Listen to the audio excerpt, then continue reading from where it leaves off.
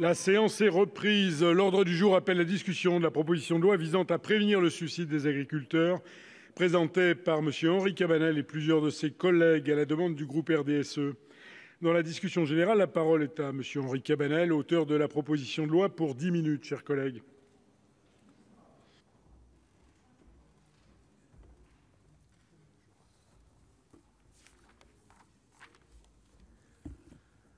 Monsieur le Président, Monsieur le Ministre, mes chers collègues, Madame la rapporteure, le compteur tourne.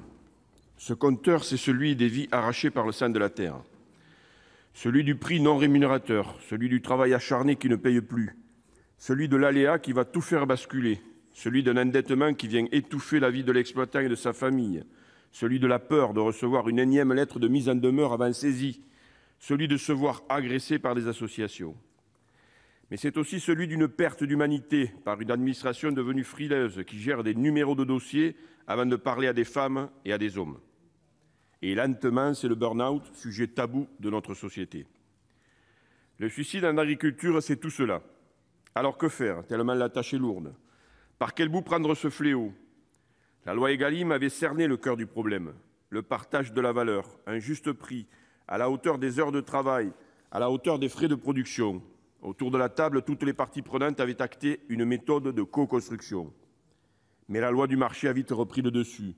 Dans une économie libérale et mondialisée, dans un commerce du prix le plus bas, l'humain n'a que peu de place. Oubliez les heures dans le froid ou la chaleur estivale. Oubliez le réveil qui sonne à 5 heures du matin pour traire ou cueillir des légumes. Oubliez les factures de semis, de matériel. Oubliez le salaire des ouvriers, les charges à payer. Tout cela ne compte pas, reléguant la valeur loin derrière. La valeur travail. Seule reste cette loi du marché qui fait le prix, qui fait la peine. Il y a quelques mois, ma collègue Nicole Bonnefoy avait cité les noms des agriculteurs et agricultrices décédés de maladies pour défendre son texte de création d'un fonds d'indemnisation des victimes de produits phytopharmaceutiques. J'aurais voulu faire pareil pour rendre hommage à tous ces oubliés de la terre, mais les chiffres sont trop énormes. Un agriculteur se suicide chaque jour. En septembre dernier, la MSA a communiqué l'effroyable. 605 suicides pour la seule année 2015. Alors il faut agir, vite. Cette proposition de loi a été faite avec le cœur, avec les tripes. Je l'ai pensé en regardant le film d'Édouard Bergeon.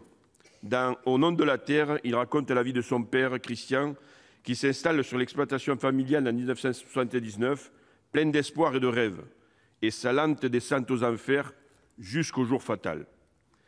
Vous le savez, je n'ai jamais fait une intervention sur l'agriculture dans cet hémicycle sans aborder ce sujet. J'y glissais toujours cette phrase « Et pendant ce temps, un agriculteur se suicide tous les 2 jours. » Sauf qu'aujourd'hui, c'est un tous les jours. C'est pourquoi je veux remercier Édouard Bergeon d'avoir réalisé ce film et ainsi de m'avoir donné l'électrochoc pour prendre à bras-le-corps ce sujet. Je veux remercier mon groupe, RDSE, qui m'a offert cette niche aujourd'hui. Mes collègues et notre président Requier sont ancrés dans les territoires et nous défendons la ruralité. C'est pourquoi ils ont été sensibles à ma demande. Je veux remercier aussi Guillaume Canet, qui inlassablement, avec Édouard Bergeon et Christophe Rossignon, le producteur, sont devenus des militants. Engagés pour défendre les paysans, ils sont venus débattre avec nous mercredi dernier, comme ils l'ont fait à l'Assemblée nationale et comme ils le feront à Bruxelles au Parlement européen. Pour comprendre ce phénomène, j'ai écouté. Et j'ai lu les messages d'épouses ou des membres de la famille reçus sur ma boîte mail. Ce sont des femmes qui m'ont écrit après l'annonce de ma proposition de loi dans la France agricole. Elles m'ont autorisé à les citer, c'est donc avec honneur que je vous lis quelques témoignages. Séverine s'inquiète. En mars 2018, mon frère a tenté de mettre fin à ses jours. Depuis, que de douleurs pour toute la famille. Inquiétude, doute et peur. Un homme courageux qui ne veut vivre que de son travail. Et je sais ce dont je vous parle car ma sœur et moi avons repris toute l'administration de son exploitation. Trop de papiers à faire, des délais, des dates et des larmes. Sylvie et Pascal m'indiquent « Le problème du suicide en agriculture est tabou, les témoignages rares. Plus de libération de la parole réduirait sensiblement le problème. L'administration a un grand rôle à jouer. Qu'elle remette de l'humain dans ses relations avec les paysans, l'agribashing est aussi administratif. » Pascal témoigne encore. « Femme d'agriculteur depuis plus de 20 ans, j'espère que vous arriverez à faire changer les choses. Mon mari n'a encore jamais sauté le pas. mais j'ai passé des soirées à avoir peur qu'il ne revienne.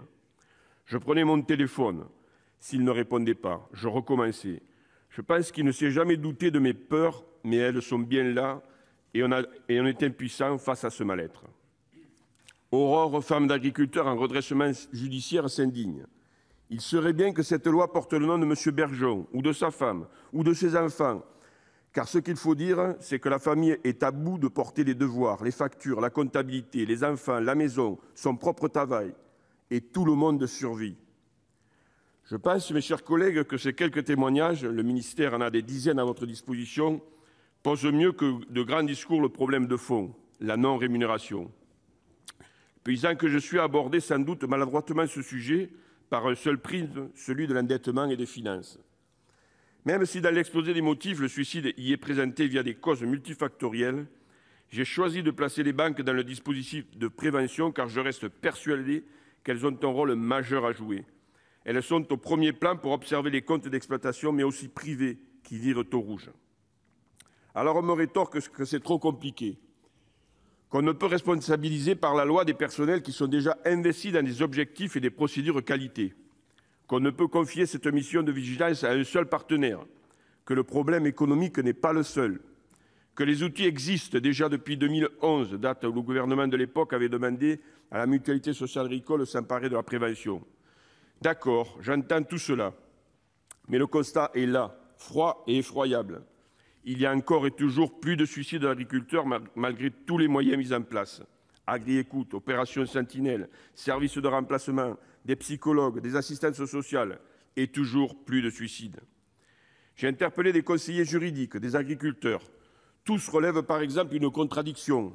Comment peut-on demander à un organisme d'être à la fois celui qui prélève les cotisations sociales, souvent sans ménagement, et celui qui peut vous aider quand ça va mal, celui qui montre le bâton et celui qui vous tend la main? Pourquoi n'y aurait-il pas un organisme qui prélève et un autre qui vient vous aider, comme l'URSSAF et la CPAM? Il est temps de poser les vraies questions, de mettre tout à plat. Le politiquement correct n'a plus de place quand une filière est décimée par des suicides.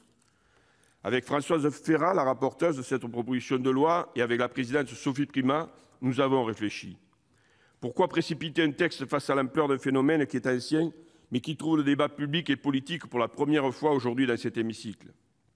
Avec mon accord, nous avons opté pour une motion de renvoi en commission des affaires économiques qui vous sera présentée tout à l'heure. Car l'objectif premier était pour moi d'enfin libérer la parole face à un sujet tabou, face à un geste que certaines taisent préférant la version de l'accident du travail qui ouvre des droits. Il reste désormais à travailler pour trouver des solutions, d'autres solutions. Pourquoi continuer à énumérer les outils alors que le constat est leur manque d'efficience, l'évidence, et donc il faut changer de méthode. Si les enjeux posés sont ceux de l'avenir de notre agriculture et celui fondamental du juste prix rémunérateur dans un marché mondialisé et libéral, notre mission sera bien la prévention de suicides en agriculture, avec un objectif essentiel, comment apporter plus d'humanité dans les démarches administratives, les contrôles. C'est tout un système social qui doit être réformé. Le combat pour une vie meilleure de nos agriculteurs doit quant à lui être mené parallèlement dans toutes les actions nationales et européennes.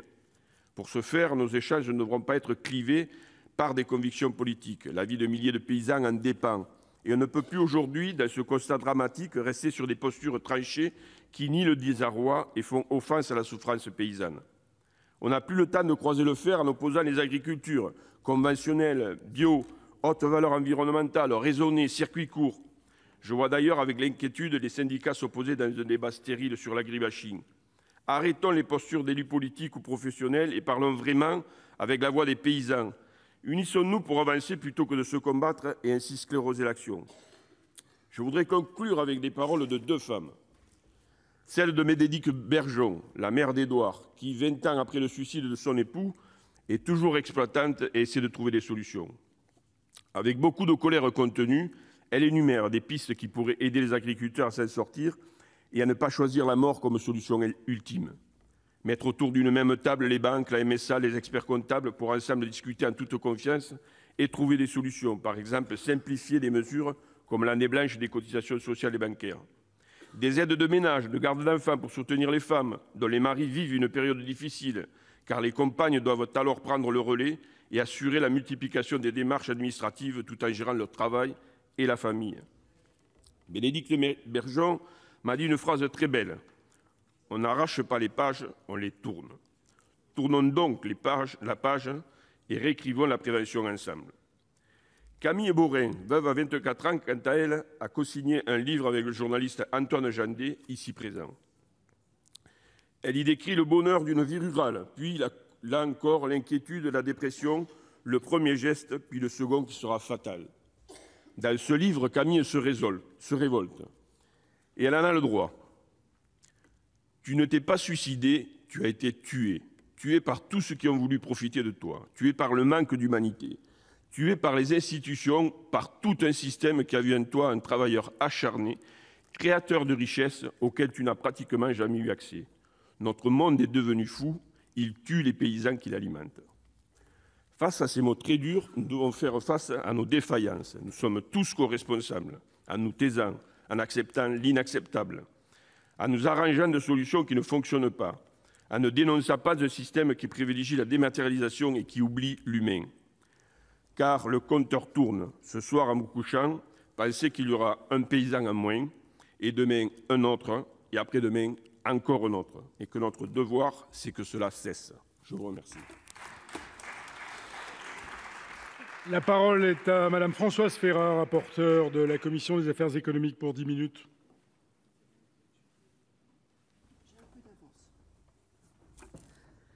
Monsieur le Président, Monsieur le Ministre, mes chers collègues, le sujet dont nous allons discuter aujourd'hui concerne un drame qui frappe nos campagnes un jour sur deux, un drame peu documenté, peu médiatisé et qui pourtant est la manifestation la plus flagrante de la détresse du monde agricole, le suicide des agriculteurs.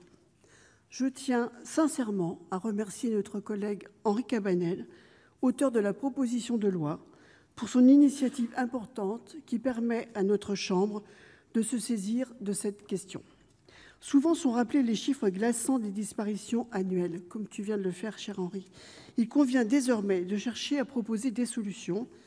J'insiste, Monsieur le Ministre, les pouvoirs publics doivent en faire une priorité. Monsieur le Ministre, ce n'est pas un débat théorique, c'est une réalité de terrain qui meurtrit toutes les familles. 3 convictions sont nées des auditions préparatoires menées avec M. Cabanel et partagées par l'ensemble de la Commission des affaires économiques. La première est que le phénomène n'est pas suffisamment et finement appréhendé. Seules 3 études ont été réalisées sur le sujet, sans même suivre la même méthodologie, ce qui ne les rend pas comparables et nuit à la compréhension du problème. Pourtant, il est impossible de traiter cette problématique importante sans avoir une bonne connaissance statistique du sujet. Une première étude menée par Santé publique France, qui porte sur les exploitants agricoles de 2007 à 2011, recense 781 décès pour cause de suicide d'exploitants agricoles entre ces 2 dates, soit un suicide tous les 2 jours. Nous ne disposons pas de chiffres plus récents, ce qui représente un véritable obstacle à la mise en place d'une politique publique efficace. Selon l'étude, les exploitants font face à une surmortalité par suicide de 20% par rapport au reste de la population, et ce, à 3 reprises sur les 5 années étudiées. Ces éléments démontrent déjà toute la complexité du problème. Évidemment, au-delà de ces statistiques malheureusement froides et impersonnelles, chaque histoire est unique, singulière, avec ses drames et ses souffrances. Santé publique France a réalisé une seconde étude sur les salariés agricoles cette fois. Elle conclut qu'il n'existe pas de surmortalité chez ces salariés par rapport à la population générale. Les chiffres démontrent même une sous-mortalité de 20% chez les hommes et 57% chez les femmes, mais avec des biais statistiques importants, comme l'exclusion des salariés exploitants. Une troisième étude, réalisée par la MSA, publiée en juillet 2019, démontre de son côté, avec une autre méthodologie, une surmortalité par suicide des assurés du régime agricole en se concentrant sur les exploitants ayant reçu un soin dans l'année. Contrairement à l'étude de Santé publique, cette étude constate une surmortalité chez les salariés agricoles. Vous l'aurez compris, autant de divergences entre ces 3 études qui démontrent bien que l'appréhension statistique de ce sujet n'est pas suffisante. Il est absolument nécessaire que les études incontestables viennent objectiver ces éléments. Disposer de chiffres fiables est un prérequis incontournable, tant pour le législateur que pour le gouvernement, lorsqu'il s'agit d'élaborer des solutions pratiques, et elles doivent l'être. Notre seconde constatation est que ce n'est pas une loi qui permettra de résoudre une fois pour toutes le problème du suicide des agriculteurs. Nous avons sans doute tous été confrontés dans nos territoires respectifs à des cas dramatiques d'agriculteurs ayant mis fin à leur jour. Ces décisions sont le plus souvent l'aboutissement d'une accumulation de difficultés, d'une concordance de différents drames individuels. Parmi ceux-là figurent bien entendu les difficultés financières, mais ces dernières ne sont que la face émergée de l'iceberg. Il y a surtout et avant tout les drames personnels, l'isolement social et géographique, la perte d'estime de soi, l'absence de reconnaissance, la surcharge de travail. Il y en a d'autres, comme les injonctions contradictoires d'une société qui a oublié que ses agriculteurs la nourrissent au quotidien ou qui nourrit des fantasmes sur le soi-disant subventionnement des agriculteurs alors qu'il est avant tout la garantie de prix bas pour le consommateur. Le phénomène d'agribashing est en outre un facteur supplémentaire de pression sur nos agriculteurs, dans un contexte de crise de l'agriculture dans son ensemble.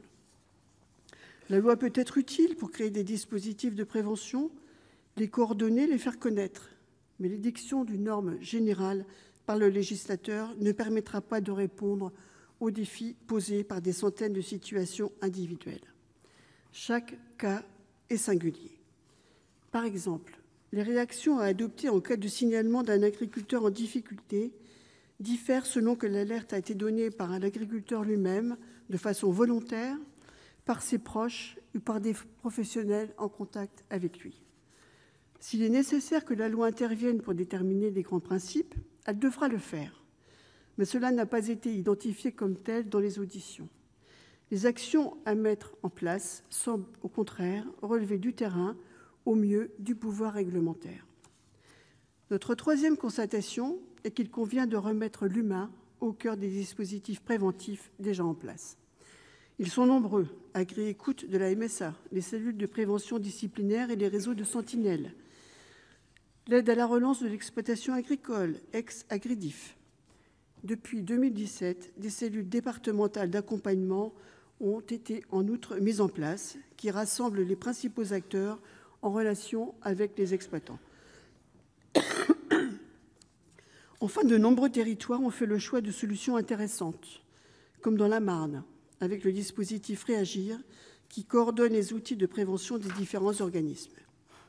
Malheureusement, ces dispositifs pâtissent d'une faible lisibilité et d'une faible articulation. Il importe donc, en tout premier lieu, de faire connaître ces outils, d'en informer les agriculteurs et leurs proches. En tout état de cause, on ne peut que regretter le caractère impersonnel de ces dispositifs préventifs. Face à un homme ou une femme en détresse, c'est l'humain qui doit être au cœur de la détection et de la prévention. C'est en mobilisant les forces de chacun dans une logique collective et non individuelle que l'on peut espérer aider les agriculteurs en difficulté. À cet égard, la proposition de loi présente quelques écueils.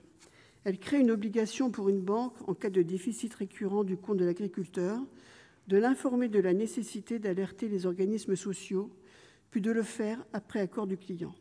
Ce faisant, le salarié bancaire deviendrait le principal lanceur d'alerte et toute la responsabilité morale pèserait sur lui. Les banques doivent bien entendu participer, comme les autres, à cet effort collectif de prévention, mais il ne paraît pas souhaitable pour autant de faire porter directement et uniquement aux chargés de clientèle la responsabilité morale, voire juridique, d'un suicide éventuel de l'agriculteur. En outre, techniquement, la rédaction pose plusieurs questions, notamment dans le cas où le client serait multibancarisé ou bien dans le cas où son compte serait partagé avec son conjoint. Pour qu'un dispositif de prévention fonctionne, 3 impératifs doivent être réunis: la transparence sur le dispositif, l'effort collectif et l'humanisation des procédures. Apporter à notre juste place des solutions qui relèvent de notre responsabilité exige humilité et absence de précipitation.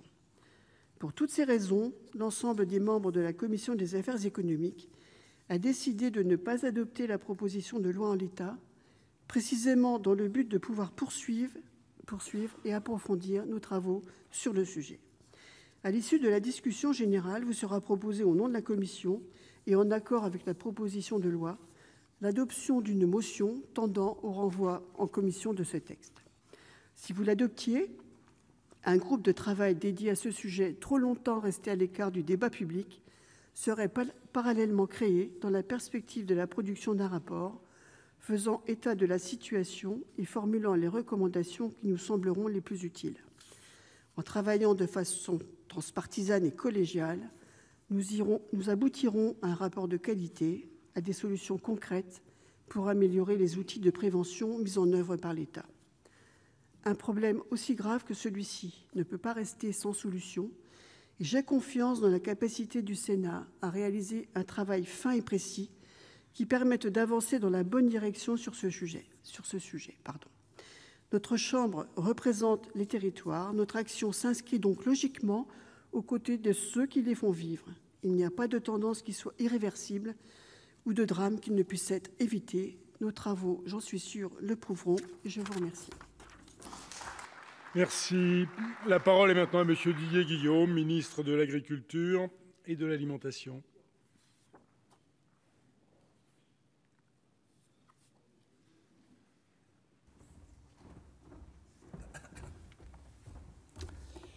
Monsieur le Président, Mesdames et Messieurs les sénateurs et sénatrices, Monsieur le sénateur Cabanel, Madame la sénatrice Ferrat, merci, Monsieur le sénateur, d'avoir choisi de mettre à l'ordre du jour cet après-midi cette PPL, même si, et je crois que vous avez bien fait de la renvoyer en commission par rapport à ce qui vient d'être évoqué par la rapporteure, afin de travailler sur ce sujet.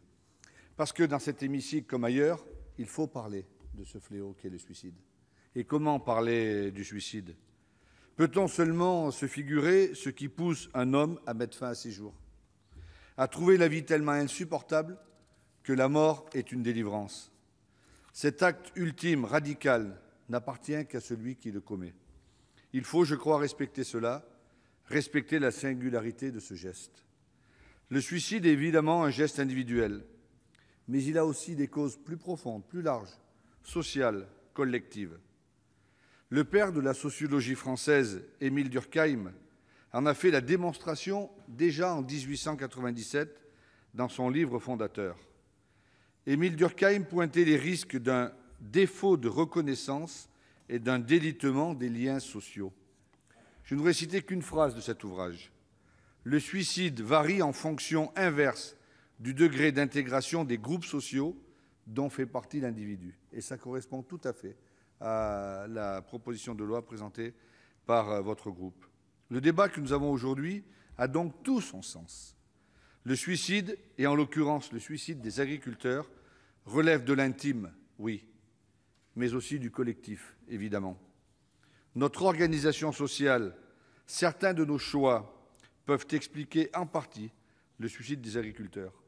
Mais dire cela n'est pas anodin, mesdames et messieurs les sénateurs et sénatrices. Je suis, dans ma fonction, le défenseur, comme vous, des agriculteurs. Et ensemble, nous ne pouvons nous résoudre à ce que ceux qui nous nourrissent le fassent sous une pression telle que certains finissent par se donner la mort.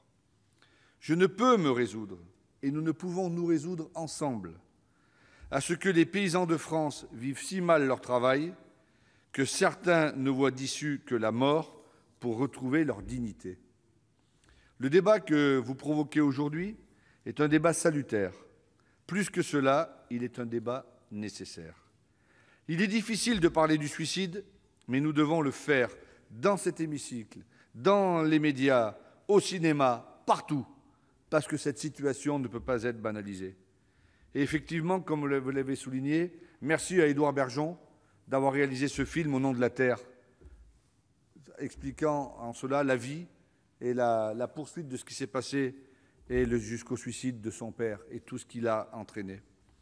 Nous devons parler du suicide des agriculteurs partout dans la société et que chacun s'interroge sur les raisons qui conduisent à cet état de fait. Le masquer serait un aveuglement irresponsable, mais s'en servir à d'autres fins que le combattre serait manquer de respect à la mémoire de ces personnes, et ce serait inacceptable. Les derniers travaux de la MSA pour l'année 2015 confirment bien une surmortalité par suicide des assurés au régime agricole de 15 à 64 ans. Cette surmortalité par rapport au régime général est estimée à 12%.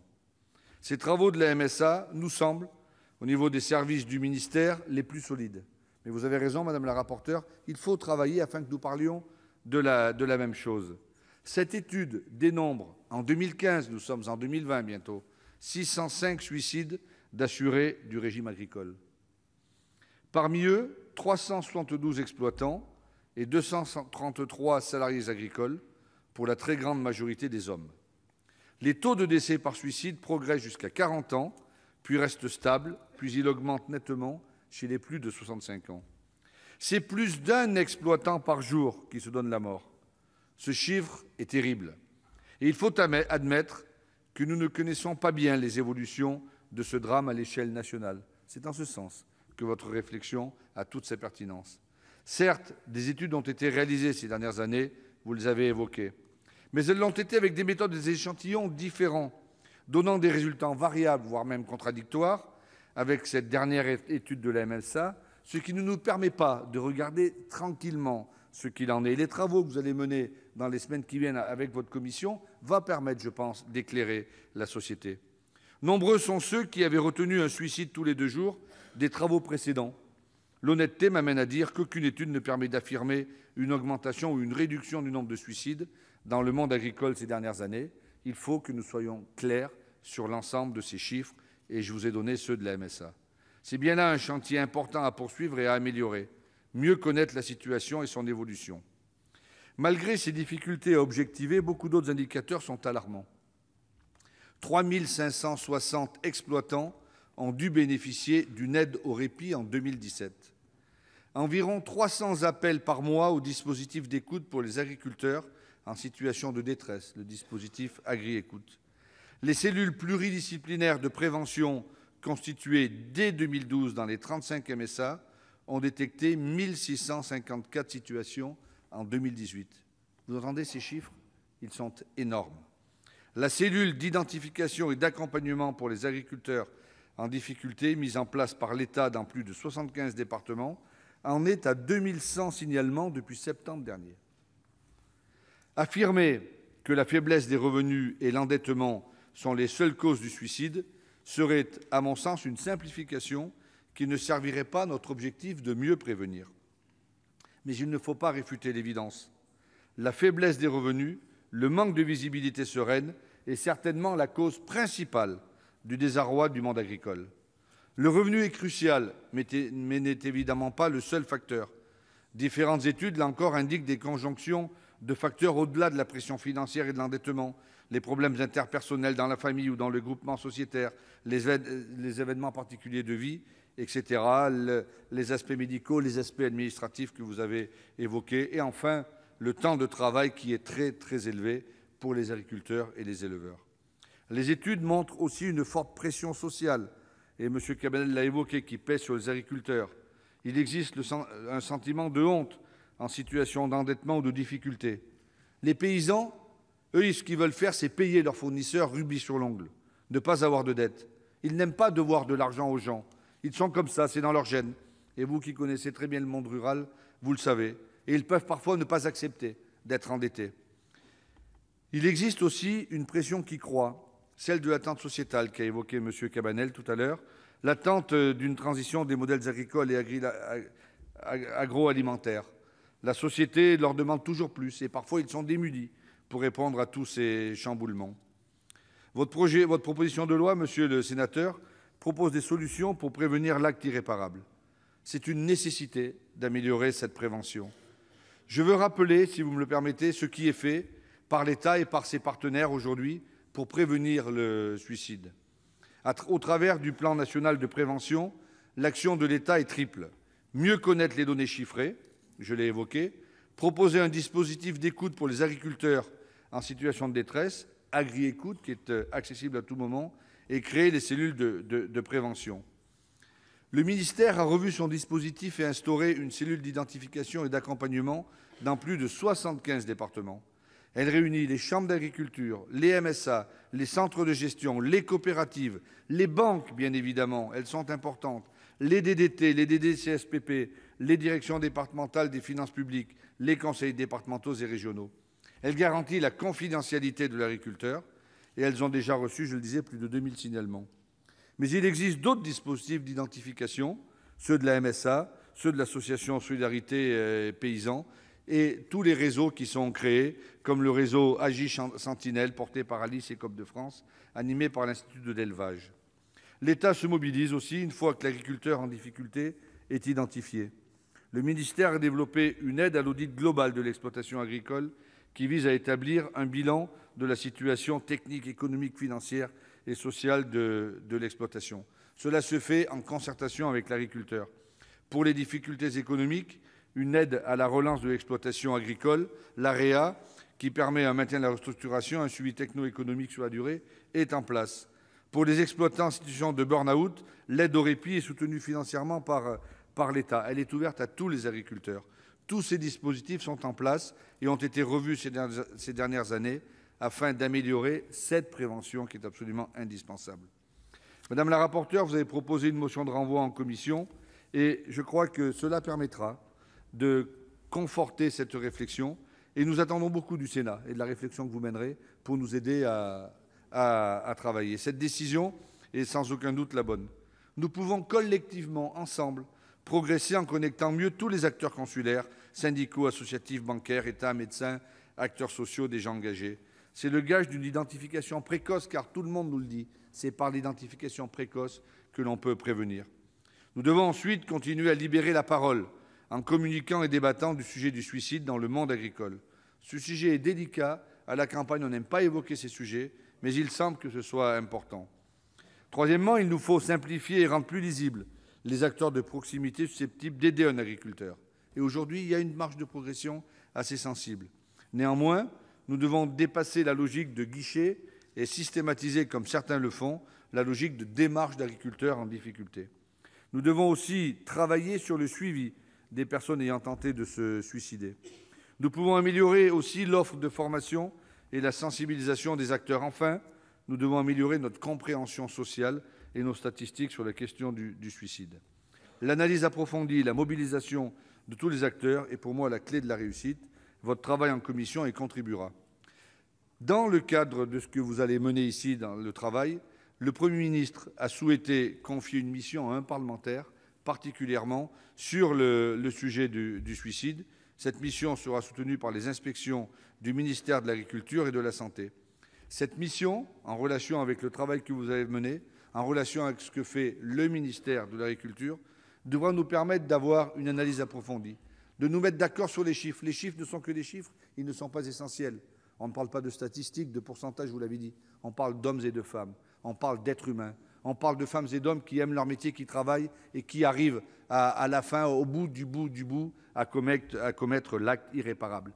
Mais c'est à partir de la base que nous aurons la plus fiable possible que nous pourrons enclencher ce travail. Et oui, Monsieur Cabanel, les lettres que vous avez lues tout à l'heure, les témoignages que vous avez lus sont bouleversants. J'en ai moi-même reçu beaucoup. Chaque fois que je me déplace, j'entends parler de ce sujet. C'est la raison pour laquelle il faut qu'ensemble, au-delà de toutes les sensibilités politiques, comme vous l'avez fait dans la présentation tous les deux, comme je suppose cela va se faire dans la discussion générale, nous prenions conscience que lorsqu'on travaille en agriculture, on ne peut pas commettre l'acte irréparable. Parce que le but d'un agriculteur, le travail d'un agriculteur, la mission d'un agriculteur, c'est donner du plaisir en fournissant l'alimentation à la population. Et fournir une alimentation à la population, faire en sorte de faire vivre 65 millions de Français et demain 10 milliards d'habitants, permettre par l'agriculture et par l'alimentation de les maintenir en vie, ne peut pas avoir comme conséquence la mort de celui qui fait cela. Et c'est la raison pour laquelle, au nom du gouvernement, en mon nom personnel, je veux vraiment remercier le groupe RDSE, le sénateur Cabanel, la rapporteure Madame Ferrat, pour le travail que vous avez fait, que vous allez faire encore. Souvent, on arrive à se déchirer sur des futilités. Souvent, on arrive à s'opposer sur des choses qui n'en valent pas la peine. Rassemblons-nous sur une chose, l'être humain. L'être humain est plus fort que tout le reste, doit dépasser tous les clivages, et c'est en pensant à l'être humain que nous ferons œuvre utile pour l'humanité, et c'est en pensant à l'être humain et son engagement et son action dans l'agriculture que nous ferons être utiles pour le vivre ensemble dans la République. Je vous remercie. Dans la suite de la discussion générale, la parole est à Madame Nathalie Delattre pour le groupe RDSE pour 6 minutes.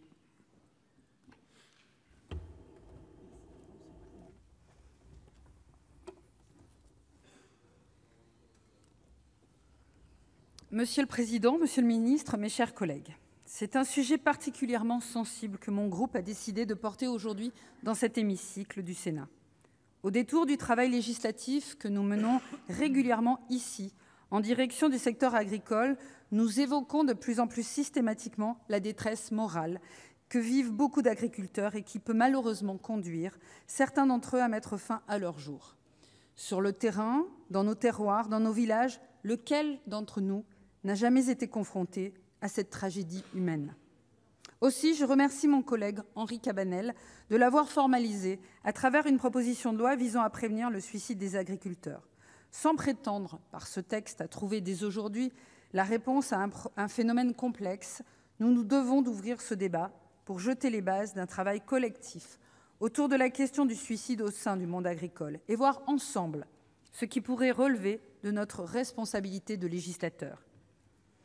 Si les chiffres méritent d'être actualisés, comme l'a très justement souligné notre collègue rapporteur, les différentes études attestent d'un phénomène alarmant, avec un taux annuel de suicide chez les exploitants supérieur à celui de la population générale. Un suicide quasi tous les jours. Une réalité sans concession. Les agriculteurs sont confrontés, dans l'exercice de leur métier, à des difficultés spécifiques, indéniables, qui se cumulent négativement comme nulle part ailleurs. On le sait, le monde paysan est sans cesse sous pression. Pression des consommateurs, pression du marché, pression des distributeurs, pression des aléas climatiques, de la biodiversité, des aléas sanitaires, pression des néo-ruraux qui s'installent à la campagne, auxquels s'ajoute plus récemment pour les éleveurs la pression particulièrement agressive d'associations antispécistes ou, pour des viticulteurs, celle des lobbies anti-alcool. Pour autant, tenaillés entre urgence économique, urgence écologique et attente de la société, les exploitants ne ménagent pas leur peine, aujourd'hui comme hier, pour exercer la mission vitale qui leur incombe, nourrir l'humanité. Souvenons-nous, après la guerre, il fallait faire de la France une grande nation agricole. À force de modernisation, les exploitants ont rempli l'objectif, au point que l'on ait pu parler à l'époque de pétrole vert. Aujourd'hui, on leur demande de produire mieux et de s'engager dans la transition écologique. Là aussi, la plupart sont au rendez-vous du défi environnemental, malgré les contraintes que cela implique en termes d'appropriation des normes et d'engagement financier. Au bout du compte, c'est une vie d'investissement sans limite, de sacrifices personnels et presque toujours d'endettement, sans avoir la certitude qu'elle leur apporte de quoi vivre. Je rappellerai qu'en 2017, près de 20% des exploitants n'avaient pas pu se verser de salaire et près d'un quart d'eux vivent aujourd'hui sous le seuil de pauvreté. Quant à la reconnaissance de la société, elle se mesure à l'aune de ce mot barbare, mais pourtant si parlant, l'agribashing. Il est de notre devoir de tirer une sonnette d'alarme. Une société qui ne respecte plus ses agriculteurs et qui n'est plus en capacité d'assurer son indépendance alimentaire est une société en déperdition. Cette proposition de loi vise à créer une alerte par le biais des banques au regard de la situation financière des exploitants.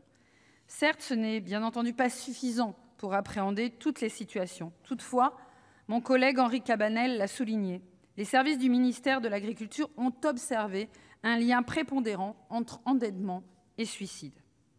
Soyons clairs, ce texte est à ce stade un appel urgent qui doit permettre, enfin je l'espère, Monsieur le Ministre, d'apporter rapidement des réponses, qu'elles soient nouvelles ou de nature à généraliser des dispositifs existants que vous avez rappelés, mais qui sont si souvent méconnus.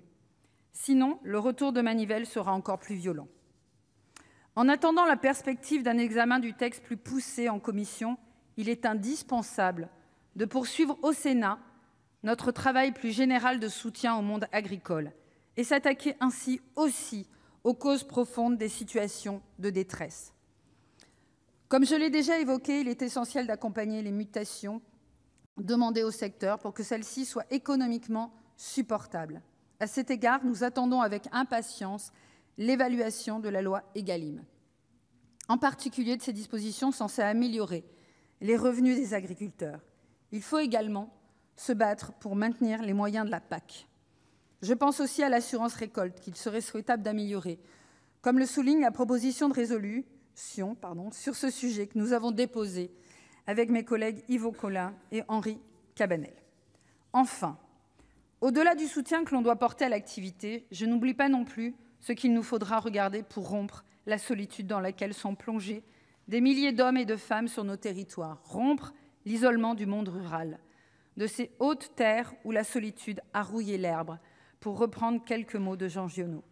Cela passe aussi par le maintien des services publics pour ces hommes et pour ces femmes, qui sont eux-mêmes, par leur présence, par leurs terres, par leurs activités, de puissants acteurs de l'aménagement du territoire. N'oublions pas cette réalité qui doit être mise plus souvent en avant pour rappeler simplement à tous nos concitoyens que les agriculteurs sont les garants de nos vies. Je vous remercie. La parole est maintenant à Madame Noël Rosson pour le groupe La République En Marche pour 7 minutes.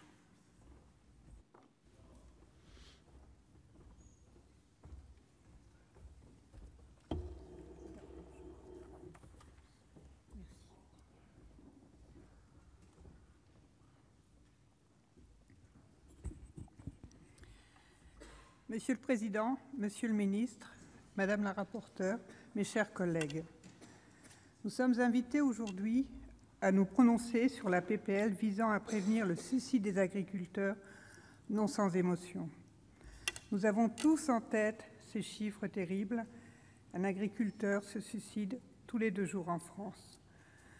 Je voudrais en premier lieu remercier notre collègue Henri Cabanel d'avoir porté cette proposition de loi qui nous permet aujourd'hui d'aborder ce sujet si délicat au sein de notre hémicycle. Pendant des années, cette détresse des agriculteurs a été occultée, demeurant un tabou dans notre société. Il faudra attendre 2011 pour que l'État, avec la MSA, s'engage sur cette question.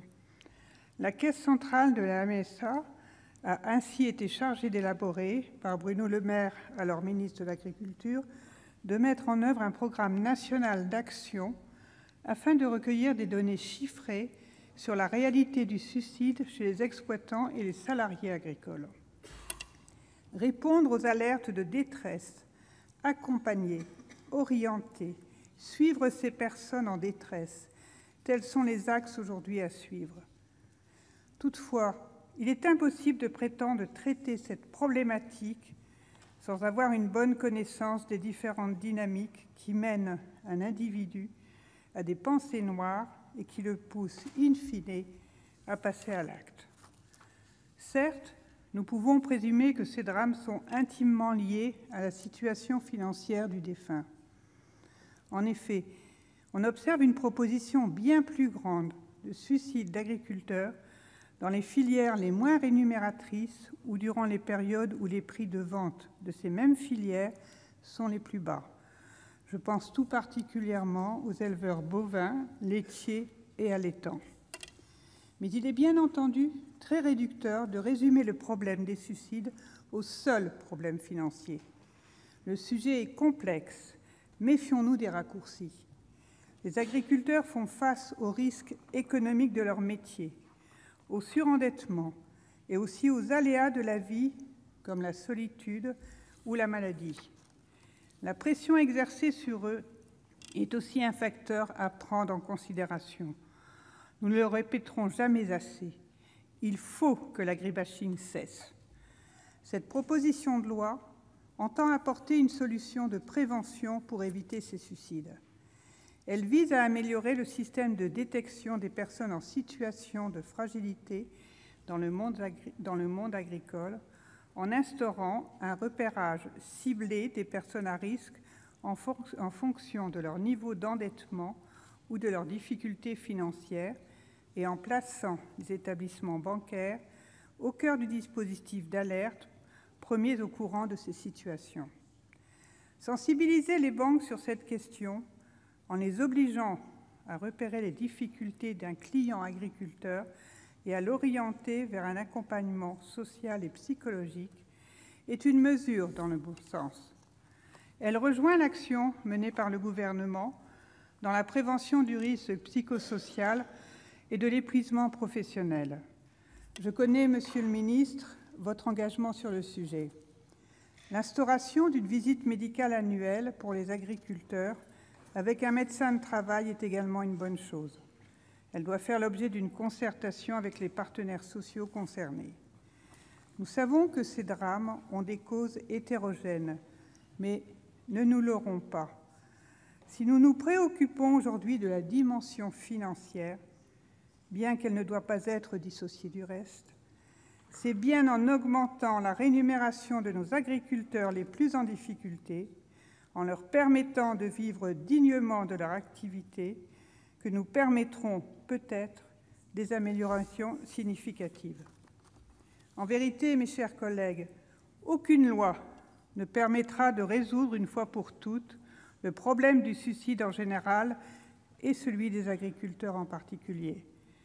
C'est pour cela que je rejoins l'avis de la rapporteure.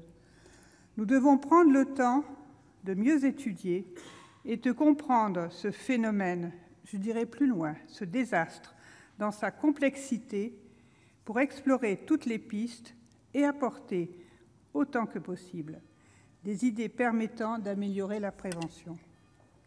Le groupe La République En Marche votera donc pour cette motion de renvoi en commission et je participerai à ce titre au groupe de travail qui va être créé par la Commission des affaires économiques.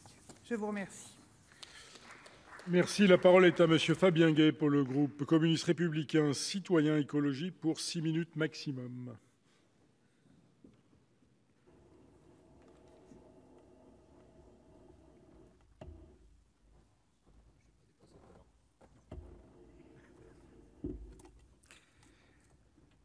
Monsieur le Président, Monsieur le Ministre, mes chers collègues, évoquer, échanger et débattre sur les suicides, et en particulier sur le suicide des agriculteurs, suppose un débat exigeant et sérieux dans les réponses que nous avons à apporter. Tout d'abord parce que les chiffres sont glaçants. Une enquête de Santé publique France l'estime de 20% supérieure à la mortalité de la population générale et de 30% pour les seuls éleveurs de bovins laitiers. Selon cette même enquête, on compte presque un suicide par jour, surtout des hommes âgés de 45 à 54 ans en majorité. Ensuite, car nous touchons à l'humain. Se suicider, mettre fin à sa vie est un des gestes les plus terribles qu'il soit. Il n'y a pas une seule cause, mais des multiples causes. Rupture, maladie, isolement, problèmes personnels, financiers, professionnels et tant d'autres. Prévenir les suicides demande donc de prendre l'ensemble de ces facteurs en compte et tenter d'y apporter une réponse globale, mais adaptée à chacune et chacun. C'est pour cela que nous partageons l'avis de la Commission et de l'auteur de la proposition de loi, Henri, que nous remercions sincèrement de son travail. Et nous partageons l'avis de la Commission et de l'auteur de prendre le temps d'avoir le débat en commun, d'auditionner, de confronter nos avis et nos solutions. Il est vrai, comme ma collègue Cécile Cukierman a pu le dire il y a quelques jours lors du vote sur le budget, que les agriculteurs de notre pays sont depuis des années confrontés à des injonctions contradictoires. Le monde paysan a été confronté à des changements radicaux depuis la fin des années 60. Mécanisation, impératif d'augmentation de la productivité, utilisation de nouveaux pesticides, perte d'autonomie sur les semences, informatisation, charges administratives et comptables toujours plus importantes. Bref, nos agriculteurs sont confrontés à un changement permanent. Or, toutes ces adaptations ont eu pour effet ce que l'on a appelé l'endettement obligé, pour s'inscrire dans la modernité et la pression de plus en plus grande de cet endettement sur la vie quotidienne. Tout cela dans un contexte de libéralisation croissante des échanges et des marchés et de pression des agro-industriels et de la grande distribution. Sans compter la volonté de multiplier encore et toujours ces accords de libre-échange qui sont et seront les fossoyeurs d'un modèle agricole familial que nous défendons.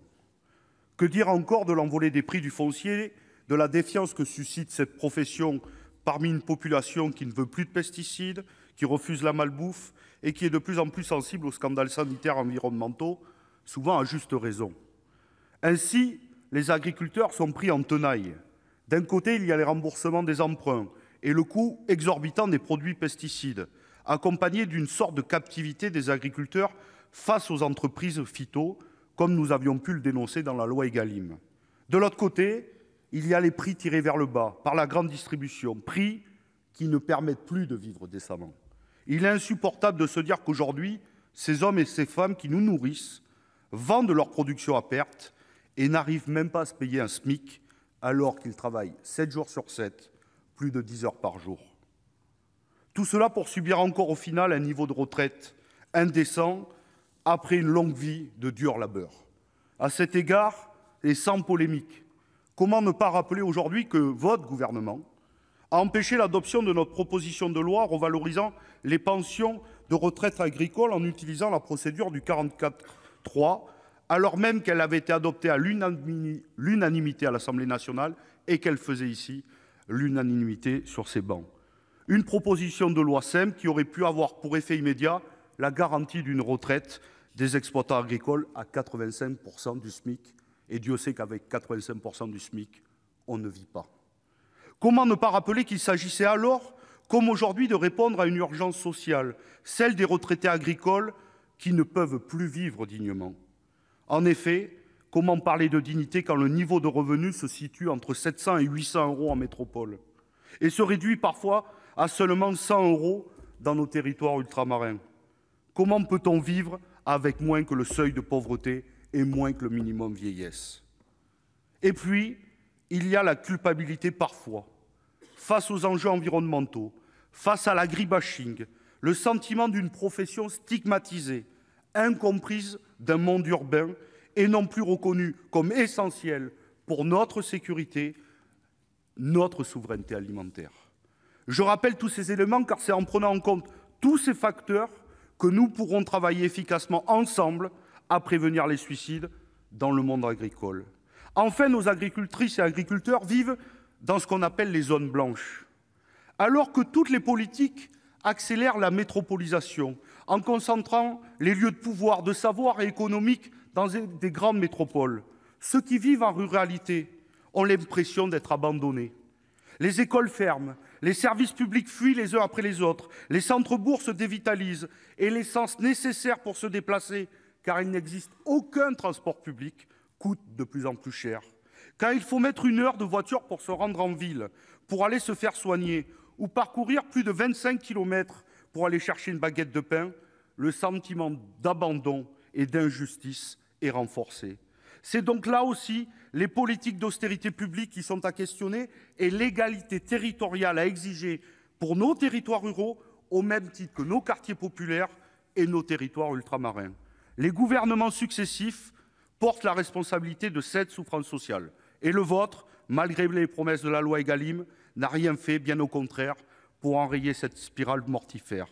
Nous pensons donc que ce mécanisme d'alerte proposé par la PPL seul ne réglera pas le problème, mais que je suis sûr qu'ensemble, dans le travail collectif, nous réussirons à trouver une solution. Donc nous partageons ce renvoi en commission, surtout que Henri en est d'accord et que je remercie une nouvelle fois d'avoir posé ce débat.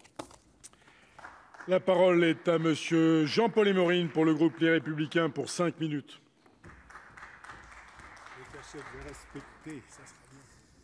Bien, Monsieur le Président, Monsieur le Ministre, Madame le rapporteur, mes chers collègues, Monsieur le Ministre, je voulais déjà dans un premier temps remercier Henri Cabanel d'avoir eu le courage de présenter cette proposition de loi à la prévention des suicides des agriculteurs.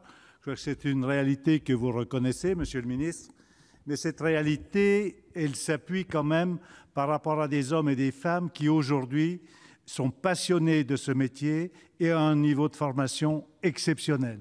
C'est-à-dire qu'ils ne peuvent plus vivre de leur métier. Je vous ai entendu, Monsieur le Ministre, vous rappeler que la cause du revenu n'est pas forcément le premier élément du suicide. pour ma part, c'est l'élément déterminant dans un premier temps. D'autres facteurs vont s'y rajouter, bien sûr, pour arriver à cette fin de vie qu'ils ont choisie. Mais c'est tout à fait le revenu qui est en compte dans un premier temps. Je l'évoquais la semaine dernière, Monsieur le ministre. C'est un drame quand vous voyez le niveau de formation de nos agriculteurs et que un tiers ont un revenu qui est en dessous de 500 € par mois et quelquefois n'ont pas de revenus. D'autres, l'autre tiers a à peu près 1 000 € par mois et un autre tiers légèrement supérieur. Vous vous doutez bien qu'avec des revenus de ce niveau-là, les agriculteurs n'ont pas forcément de perspective.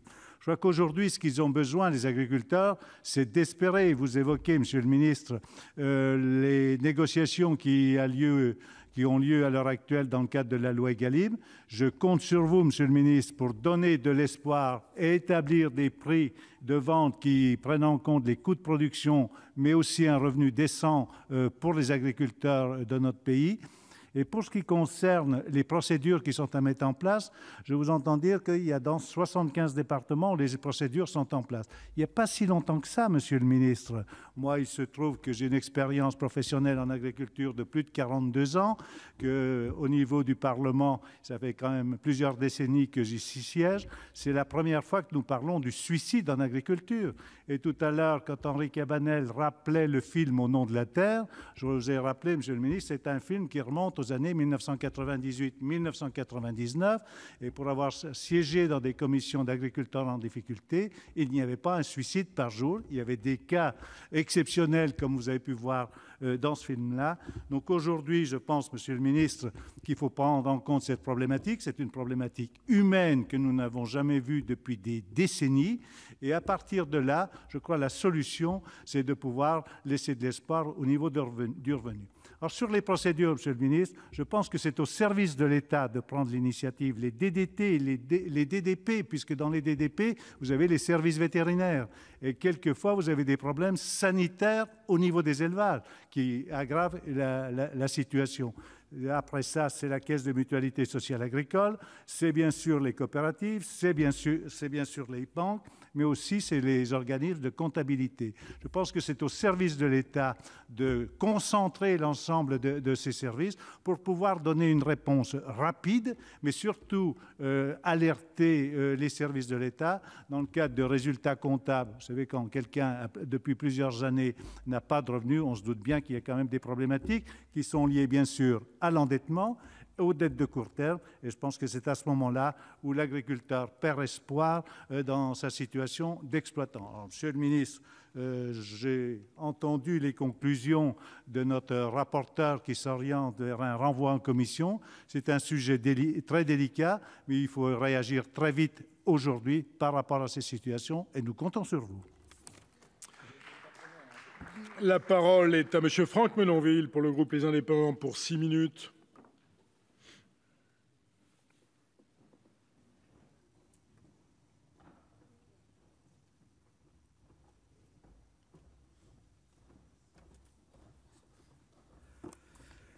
Monsieur le Président, Monsieur le Ministre, Madame la rapporteure, mes chers collègues, on compte depuis 2015 plus d'1 suicide par jour chez les agriculteurs. Ces chiffres sont alarmants et la réalité est encore plus sinistre. Je tiens à saluer et à remercier le groupe RDSE et en particulier notre collègue Henri Cabanel, qui a mis ce sujet dramatique et bouleversant au cœur de l'agenda de notre Assemblée des territoires. Il révèle, comme l'a si bien rappelé Madame la rapporteure en commission la semaine dernière, la manifestation la plus flagrante de la détresse du monde agricole. Force est de constater que ce fléau qui touche nos territoires ruraux est malheureusement plus présent dans le monde agricole que dans d'autres secteurs d'activité. Les causes de ces phénomènes dramatiques sont d'origine multiple, multifactorielle. Difficultés financières, drames personnels, maladies, isolement social et territorial, surcharge de travail, agribashing, aléas climatiques, manque de visibilité sur l'avenir. Ces situations irrémédiables sont le plus souvent fruit d'une accumulation de difficultés et de concordance de drames personnels de toute nature, même si le contexte économique est sans doute déterminant. Ce phénomène touche toutes les branches d'âge, les jeunes et les moins jeunes, tous les métiers du secteur, salariés aux exploitants. Ces chiffres sont clairs et parlent d'eux-mêmes, ils sont glaçants. La MSA révèle 605 décès par suicide par an dans le milieu agricole, exploitants et salariés confondus, parmi lesquels 274 avaient plus de 65 ans. 4 sur 5 étaient des hommes. Ce chiffre explose chez les agriculteurs les plus modestes. On atteint 57% de bénéficiaires de CMU. De plus, 2 activités sont particulièrement touchées: éleveurs bovins et producteurs laitiers. En France, les agriculteurs ont un risque de suicide plus élevé de 12% comparé au reste de la population.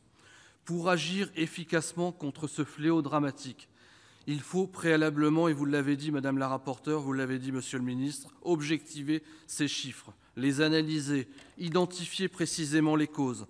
Malheureusement, une loi ne permettra sans doute pas à elle seule de résoudre ces situations tellement diverses.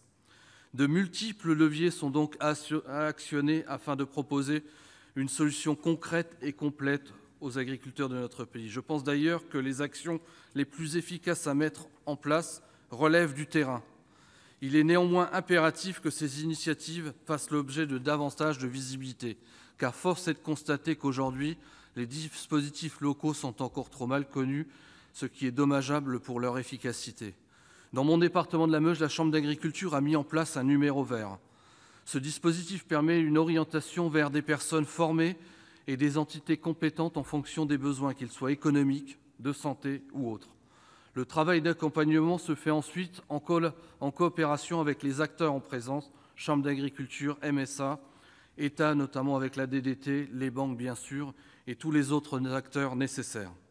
Il a d'ailleurs été constaté que la formation et l'écoute sont primordiales dans l'identification des situations problématiques. Dans le département de Corrèze, mon collègue Daniel Chassaing, la MSA et l'ARS ont aussi instauré un processus similaire dans les années 2000. Un guichet unique qui a été créé d'ailleurs en 2018. Il est accompagné d'initiatives qui ont prouvé leur efficacité, telles qu'une aide financière au soutien psychologique, une aide sur la comptabilité et encore une aide au répit. Mais force est de constater que les signaux d'alerte se déclenchent souvent trop tard. La détection est certes complexe, des pistes d'amélioration du dispositif d'accompagnement sont à trouver. Aussi, il est nécessaire d'identifier d'une part les initiatives locales efficaces et d'autre part les secteurs en besoin. Je crois que la coordination et la formation des acteurs indispensables pour anticiper et identifier les signes précurseurs. Une adaptation territoriale est donc un axe de réflexion à approfondir à mon sens. L'aide doit être plus globale et inclure les volets financiers, économiques, sociaux et techniques, ainsi qu'un accompagnement beaucoup plus individualisé. Il faut remettre de l'humain dans le dispositif, souvent trop impersonnel. En résumé, il est nécessaire d'anticiper les risques, de coordonner les acteurs. Donc le groupe Les Indépendants tient à saluer la réflexion engagée sur ce sujet et s'associera donc aux recherches de solutions adaptées pour combattre ce fléau. Et nous sommes donc tous mobilisés. Encore merci donc au groupe RDSE, à Henri Cabanel, à Madame la rapporteure Françoise Férat. Pour le groupe socialiste et républicain, la parole est à Monsieur Jean-Claude Tissot pour 10 minutes.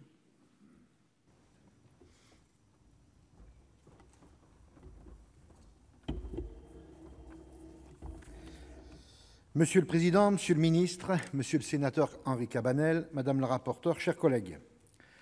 Avant d'entrer dans l'analyse de cette proposition de loi, je voudrais d'abord remercier notre collègue Henri Cabanel, qui nous donne l'occasion de consacrer une séance publique de notre haute assemblée à cette terrible réalité qu'est la surmortalité par suicide des agriculteurs. Les chiffres sont alarmants. La récente étude de la MSA fait état de 605 décès par suicide en 2015, dont 372 chefs d'exploitation, 292 hommes et 80 femmes, soit un suicide par jour environ, et 233 salariés agricoles. Le risque de se suicider est plus élevé de 12,6% chez les agriculteurs que chez les autres actifs. Pour les agriculteurs les plus pauvres, ce chiffre, vous l'avez dit tout à l'heure mon collègue, est de 57%. Ce n'est pas un phénomène nouveau. Depuis la fin des années 60 et l'apparition des données de suicide par catégorie socio-professionnelle, on constate que les agriculteurs sont au sommet de la pyramide des suicides. Mais pendant longtemps, ces données sont restées dans l'ombre. Comme dans le reste de la société, le suicide est un tabou dans le monde agricole. Peut-être plus encore, car au-delà de la honte associée à ce décès, le suicide a souvent été exclu des garanties des assurances. Aussi, des générations de paysans ont eu le suicide de leurs collègues, les faisant passer pour des accidents. Cette problématique a commencé à percer dans le débat public au moment de la crise du lait en 2009. Aujourd'hui, encore les éleveurs bovins et les producteurs laitiers sont particulièrement touchés. Le film « Au nom de la terre », sorti il y a quelques mois, a également contribué à mettre en lumière ce fait social majeur. Nous avons eu la chance de pouvoir assister ici au Sénat la semaine dernière à une projection débat en présence de l'équipe du film. Pour celles et ceux qui, comme moi, vivent ou ont vécu du travail de la terre, il sonne de manière très juste. Si juste qu'il peut être extrêmement douloureux à regarder jusqu'à la fin. Et aujourd'hui, grâce à la proposition de loi de notre collègue Henri Cabanel, nous disposons d'un temps dédié dans cet hémicycle pour aborder les réponses que nous pourrions apporter en tant que législateurs. Dès lors que nous n'acceptons pas le suicide comme une fatalité, la première de ces réponses est nécessairement la prévention. Le professeur Michel Debout, précurseur en France de l'approche en santé publique du suicide, plaide depuis longtemps pour une politique de prévention rénovée et renforcée qui permettrait, comme dans d'autres pays, d'éviter de nombreux suicides. Avec ce texte, notre collègue nous propose une piste pour contribuer à la détection des paysans en détresse, à savoir de faire des agents bancaires des acteurs de cette prévention. Ainsi, ces agents qui repéreraient des signaux faibles financiers auraient la possibilité de signaler leurs clients agriculteurs en difficulté financière, avec leur accord express, à une structure de suivi et d'écoute de la MSA. Si l'intention est incontestablement louable, les indicateurs, les outils de suivi ou les acteurs responsabilisés dans cette PPL ont été sérieusement questionnés tout au long des auditions que nous avons conduites ces dernières semaines. Face à un fait social aussi complexe et multifactoriel que le suicide, une réponse aussi parcellaire ne peut bien évidemment pas être adéquate. Il nous semble que d'autres pistes pourraient être utilement explorées pour améliorer la détection et la prévention des passages à l'acte.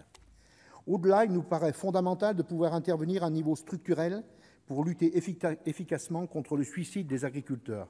Le sursuicide dans le monde agricole résulte d'une combinaison de plusieurs facteurs. La situation économique des agriculteurs ou leur surendettement n'explique pas à eux seuls la dépression profonde qui conduit au suicide. À cette détresse économique se surajoutent d'autres grands facteurs de risque. L'isolement social, une intrication tout à fait particulière entre vie familiale et vie professionnelle, l'effondrement du sens donné à sa vie face à l'impossibilité de transmettre l'exploitation, qui explique notamment la proportion importante de suicides chez les agriculteurs âgés, ou encore la perte brutale de repères ou de perspectives lors de la survenue d'événements climatiques lourds, par exemple. Le paysan ne partage pas facilement ses difficultés avec son voisin ou même sa famille. Le fera-t-il plus facilement avec le gestionnaire de son compte en banque? C'est pour ces raisons qu'avec le groupe socialiste et républicain, nous pensons qu'un employé de banque n'est pas forcément le mieux placé ou formé pour aider un agriculteur en difficulté. Comment un agent bancaire sans formation saura-t-il trouver les bons mots pour proposer à son client de le signaler à la MSA? C'est une responsabilité bien lourde à confier à des personnes qui n'ont reçu aucune indication dans leur formation initiale pour intervenir de manière appropriée auprès de personnes particulièrement fragiles. En outre, de par sa profession, l'employé de banque ne peut apprécier que la variable économique. Or, être à découvert fait partie intégrante de la vie des agriculteurs. Cet indicateur nous apparaît donc comme peu pertinent. De même, les auditions ont fait ressortir que l'anonymat était l'un des facteurs permettant la réussite du système d'écoute proposé par la MSA. Un tel mécanisme mettrait nécessairement à mal ce préalable de l'anonymat pour un bénéfice difficile à appréhender en l'état. Cependant, nous souhaiterions que d'autres pistes de réflexion puissent être explorées pour enrichir le travail de notre collègue Cabanel. Ainsi, d'autres lanceurs d'alerte pourraient être mis à contribution. Parmi ceux qui sont au contact direct des paysans, il pourrait s'agir des vétérinaires, des coopératives agricoles, des syndicats, des chambres d'agriculture ou encore des travailleurs sociaux, etc. Édouard Bergeon, le réalisateur de Au nom de la terre, appelle à soutenir davantage l'association Solidarité Paysans. Les équipes de Solidarité Paysans accompagnent depuis plus de 30 ans les agriculteurs en difficulté dans nos territoires. Ils disposent ainsi de la connaissance des mécanismes à l'œuvre et du savoir-faire pour y répondre. Mais leurs moyens sont loin d'être à la hauteur des enjeux. Il pourrait également être intéressant de travailler sur des pistes ciblant précisément certains des facteurs de risque recensés. Par exemple, la lutte contre l'isolement social dans nos campagnes. Même aujourd'hui, au XXIe siècle, on se suicide 4 fois plus en milieu rural qu'à Paris. Ou encore un meilleur accompagnement des agriculteurs victimes des aléas climatiques. Mais nous n'aurons fait que la moitié du chemin tant que nous ne serons pas penchés sur les causes profondes de cette surexposition des agriculteurs au risque du suicide. Le modèle productiviste actuel entraîne nos paysans dans une spirale de crédits et de factures à payer. Ils subissent aussi la surenchère du toujours plus grand, des augmentations de rendement, des volumes de prêts bancaires contractés, des surfaces à cultiver, des bêtes à élever. Ce toujours plus crée un véritable cercle vicieux qui rentre en résonance avec les autres problématiques des agriculteurs.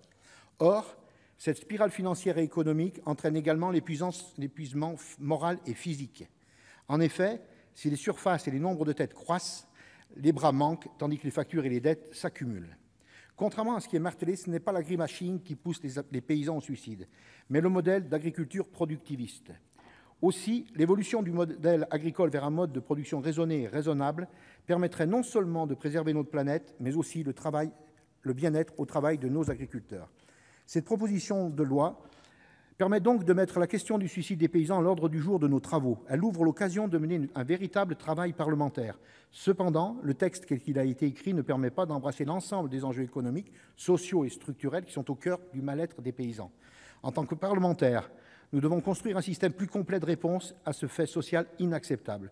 Ceux qui nous nourrissent ont de plus en plus de mal à vivre de leur travail et de plus en plus de raisons d'en mourir. C'est pour cela que le groupe socialiste et républicain votera en faveur de la demande de renvoi en commission. La parole est à monsieur Jean-Marie Janssens pour le groupe Union centriste pour 8 minutes.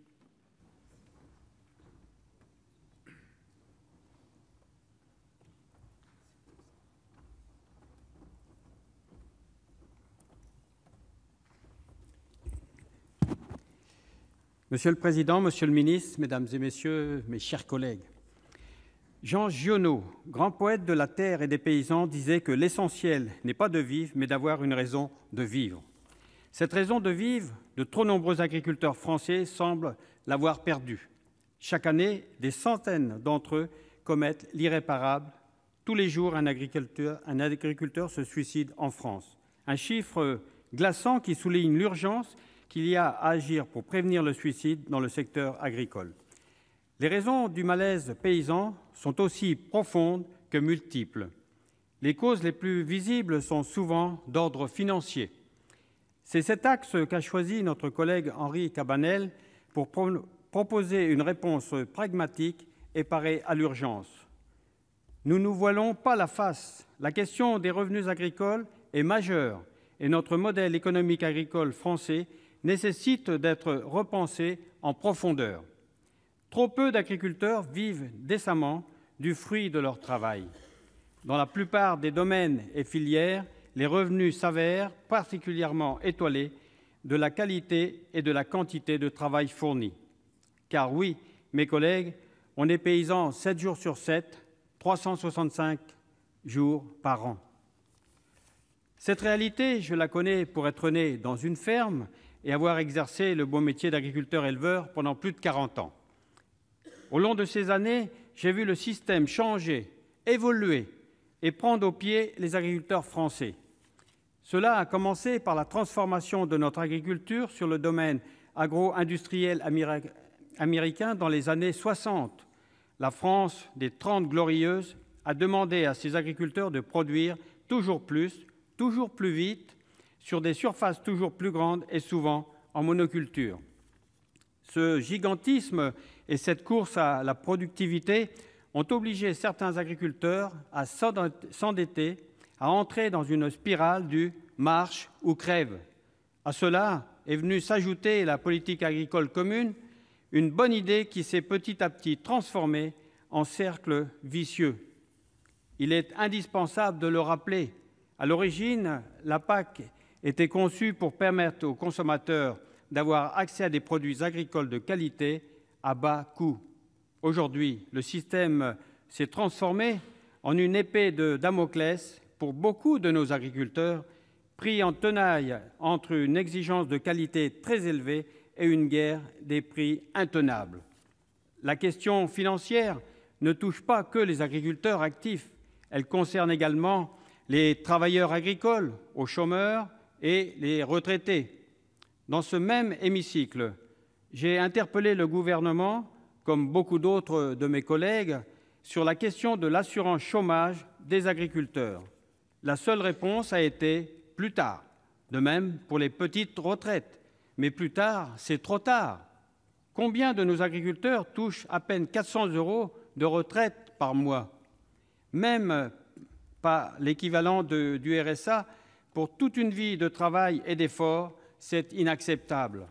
À cela s'ajoute un autre sujet, trop peu évoqué, celui des agricultrices sans statut, qui ont travaillé aux côtés de leur mari exploitant agricole et qui ne touchent aucune retraite. Tous ces sujets méritent d'être enfin considérés comme une priorité pour faire évoluer les revenus de nos agriculteurs et offrir des garanties économiques à la hauteur du travail fourni. Cependant, la question financière est loin d'être la seule à alimenter le malaise paysan. Un sujet comme celui de la transmission me semble également central. Avoir travaillé toute une vie sans parvenir à passer le relais et à revendre son affaire peut être vécu comme un véritable échec professionnel et personnel. Qu'il s'agisse du refus des descendants de poursuivre l'activité agricole ou de l'absence de repreneurs motivés, les difficultés de transmission nourrissent la souffrance psychologique. Beaucoup de nos agriculteurs éprouvent un sentiment d'isolement, voire de marginalisation. Travailler sans relâche, ne s'autoriser ni vacances, ni loisirs, ou à peine, mais voir le fruit de son travail ruiné en quelques minutes par une inondation, le gel ou la sécheresse. Tout cela peut créer beaucoup de frustration et une impression de déconnexion avec une société de plus en plus tournée vers le loisir et le confort au travail. Cette frustration devient de la colère quand l'abri-chamine devient une mode. Je pense qu'aucun collègue élu dans un territoire rural ne me contredira. Nos agriculteurs ont une patience d'or, et c'est bien l'un des problèmes actuels. La culture du silence et de la discrétion paysanne ronge nos agriculteurs, qui prennent tout sur leurs épaules. Dans mon département de Loir-et-Cher, l'adage dit « petit gauzeux, grand faiseux ». Précisément, il est temps de libérer la parole et de changer les mentalités. Il faudrait également évoquer le poids des normes, des charges, ainsi que la concurrence faussée entre nos paysans français et les producteurs d'autres pays soumis à des normes moins strictes.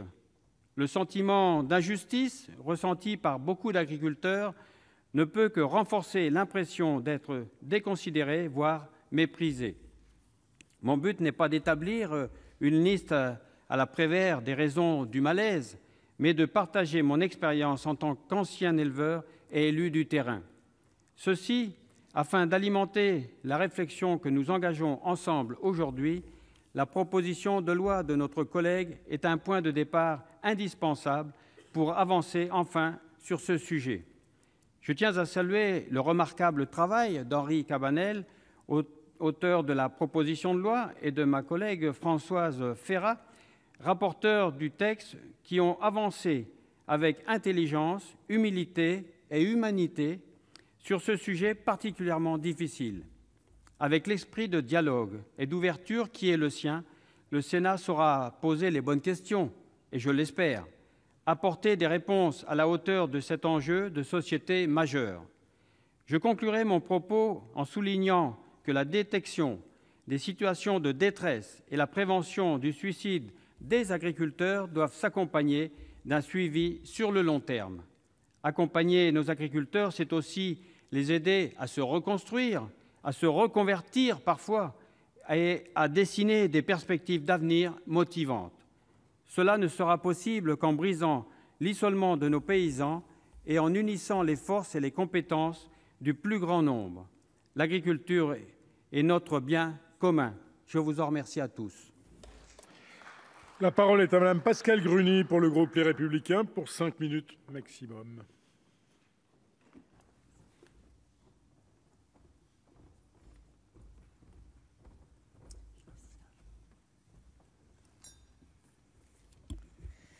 Monsieur le Président, Monsieur le Ministre, Madame le rapporteur, mes chers collègues, le chiffre fait froid dans le dos.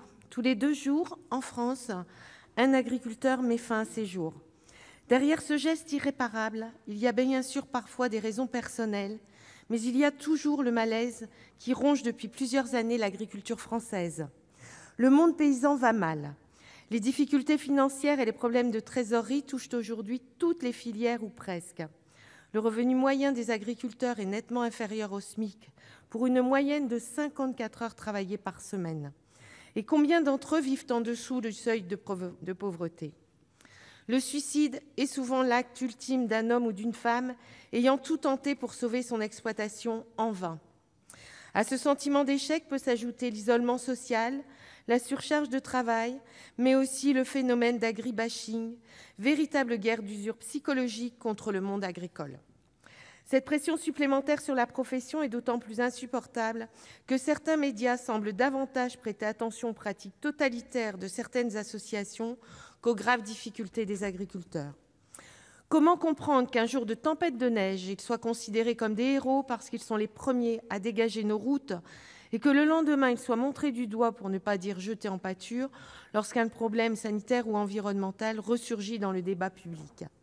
Et pourtant, quel autre secteur d'activité a réussi, en à peine 20 ans, à réaliser autant d'efforts, à bouleverser autant ses pratiques pour réduire son empreinte écologique ? Si notre pays a une longue tradition agricole, il semble aujourd'hui avoir l'agriculture honteuse.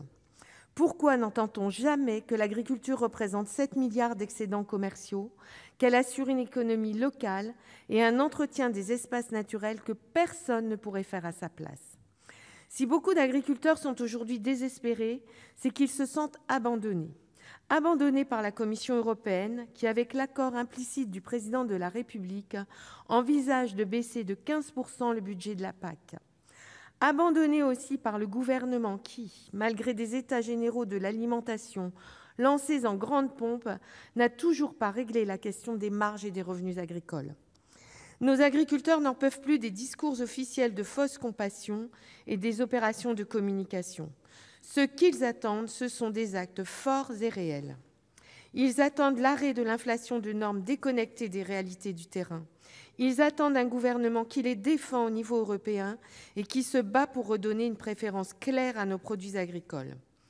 La proposition de loi de notre collègue Henri Cabanel a le mérite d'ouvrir le débat sur le suicide des agriculteurs et je l'en remercie sincèrement. Le système de signalement qu'il propose est intéressant, en ce sens qu'il vise à améliorer l'assistance humaine envers les agriculteurs. Il n'est pas logique que ce soit à l'agriculteur de faire la démarche visant à obtenir une aide. La proposition de loi prévoit d'inverser le dispositif pour mieux repérer les situations de mal-être. Ajoutons aussi qu'un suicide d'agriculture signifie souvent à terme la fin d'une exploitation agricole dans laquelle sa famille s'est investie depuis plusieurs générations. Pensons aux difficultés que rencontre la veuve de l'agriculteur pour reprendre l'exploitation afin de la transmettre à ses enfants.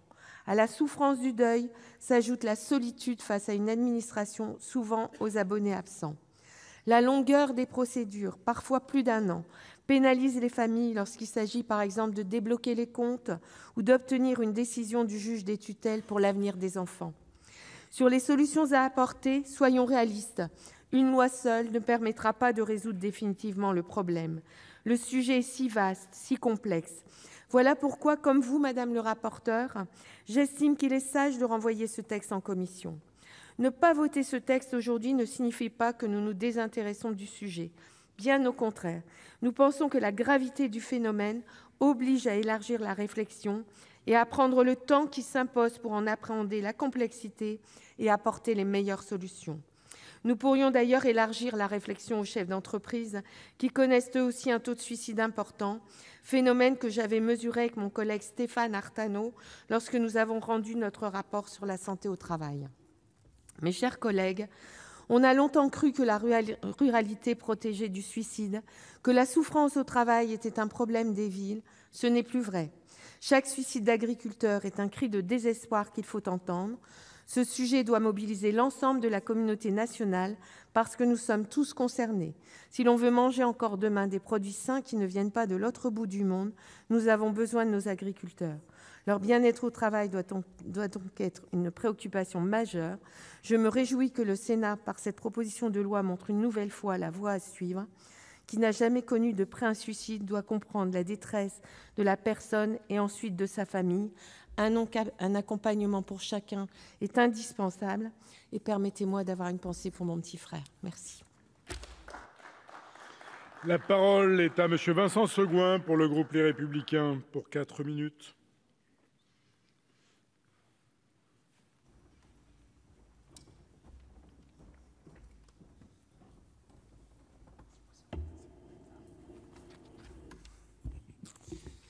Monsieur le Président, Monsieur le Ministre, Mesdames et Messieurs les sénateurs, nous examinons aujourd'hui la proposition de loi visant à prévenir le suicide des agriculteurs. D'emblée, je tiens à exprimer mon soutien à ce texte, bien qu'il soit, reconnaissons-le, une bien modeste réponse face à l'ampleur du mal que nous ambitionnons de combattre. Oui, mes chers collègues, il est temps de nous réveiller. Réveillons-nous face à la souffrance que connaissent nos agriculteurs depuis tant d'années, trop d'années maintenant. Je sais que tous, autant que nous sommes, élus des territoires, nous connaissons la beauté et l'importance du travail de nos agriculteurs qui, chaque jour, permettent aux Français de remplir leur assiette de produits de qualité. Si la France est un pays qui a la chance d'être indépendant dans sa production agricole, autonome dans sa consommation et surtout reconnu à travers le monde pour la qualité de ses produits, c'est parce que des hommes et des femmes d'exception exercent ce métier, parfois au prix de leur vie. Nous avons plus que jamais un devoir, celui de répondre à une souffrance qui conduit parfois à connaître le pire, une souffrance profonde qui touche la plupart de nos agriculteurs. Cette souffrance puise ses causes dans de nombreux facteurs, et ce sont ces facteurs que nous devons combattre pour endiguer les maux que nous souhaitons voir disparaître. Le suicide chez nos agriculteurs n'est pas une fatalité. S'il est des exploitations qui prospèrent, ce dont nous nous réjouissons, d'autres subissent un préjudice hérité. Reconnaissons-le, des erreurs politiques passées et présentes. En premier lieu, n'oublions pas que nos agriculteurs sont des chefs d'entreprise qui, en plus de gérer leur exploitation ou leur élevage au quotidien, ont également la lourde responsabilité de pérenniser et de maintenir leur activité viable. Or, comment faire quand on reçoit du produit que l'on vend moins que ce qu'il a coûté à produire? On ne fait pas, on subit. On est obligé d'emprunter, de s'endetter en espérant des matins meilleurs. Aucun modèle économique n'est ainsi supportable. Les agriculteurs sont devenus des chasseurs de primes, PAC, MAEC, autres subventions sur leur bouée de survie. Si seulement il n'y avait que cela. Non, en plus nous avons la folie de faire peser sur ces entreprises des charges qu'elles ne supportent pas. Pression administrative et de contrôle, pression sanitaire et normative, pression financière et fiscale, le mal français en général. Alors comment ferions-nous à la place de nos agriculteurs pour gérer ce genre d'entreprise sans en subir les conséquences physiques et psychologiques que tout cela implique? Et comme cela n'était pas encore suffisant, comme si notre modèle n'était pas déjà suffisamment contraignant et nocif à nos agriculteurs, nous les jetons dans la broyeuse mondiale de la concurrence déloyale. CETA, Mercosur, autant de raisons légitimes qui sèment le doute chez nos agriculteurs qui finiront par en subir, quoi qu'il en soit, les conséquences ravageuses. Je crois sérieusement, mes chers collègues, qu'il y a dans tout cela de la folie et une bonne dose d'hypocrisie. D'hypocrisie parce que nous faisons également subir un diktat moralisateur à nos paysans, alors même que nous les livrons à la concurrence avec des modèles beaucoup moins regardants en matière de normes sanitaires et écologiques. Le climat social à l'égard de nos paysans doit être inversé. Il en va de notre responsabilité collective. Ainsi, nous en finirons avec cet agribashing ambiant qui fait constamment peser la suspicion sur les agriculteurs. Plusieurs éleveurs de mon département ont fait les frais de cette folie véganiste ou antispéciste par différents actes. Alors comment ne pas être dégoûté lorsque tant de pression vous accable et qu'en plus, au contraire, même de ressentir de la compassion à son égard, on ne perçoit que mépris et acharnement? À l'époque où les consommateurs veulent bien manger, mieux manger, il faut saisir cette opportunité en privilégiant la consommation locale, que ce soit à travers les circuits courts ou la grande distribution. Surtout et enfin, attaquons-nous aux racines du mal qui poussent, comme chaque année, tant de nos paysans à se donner la mort. C'est comme cela que nous parviendrons réellement à éradiquer ce fléau. Merci. La discussion générale est close. Nous passons à la discussion de la motion numéro 1 tendant au renvoi en commission du texte en discussion déposé par Mme Françoise Férat au nom de la commission des affaires économiques. La parole est justement à Mme Françoise Férat pour la motion. Merci, Monsieur le Président, Monsieur le Ministre, mes chers collègues. Le silence au sujet du suicide des agriculteurs doit être brisé. Nous l'avons entendu sur tous les bancs de notre hémicycle. Et l'occasion nous est donnée de le faire dans cette chambre. Je remercie donc à nouveau notre collègue Henri Cabanel pour son initiative importante. Monsieur le ministre, vos propos ont été forts tout à l'heure et nous ont touchés. Et je veux, à travers ces propos, entendre pouvoir compter sur vous. C'est ce que j'ai compris.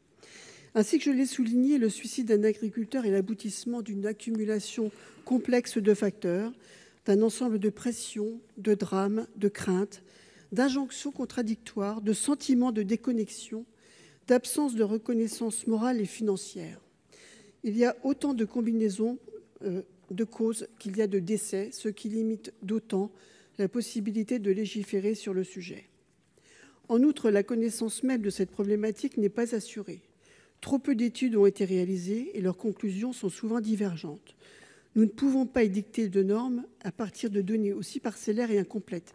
Et, Monsieur le ministre, nous avons ensemble évoqué tout à l'heure cette nécessité de bâtir sur des bases très justes pour pouvoir avancer dans ce domaine et dans une problématique positive.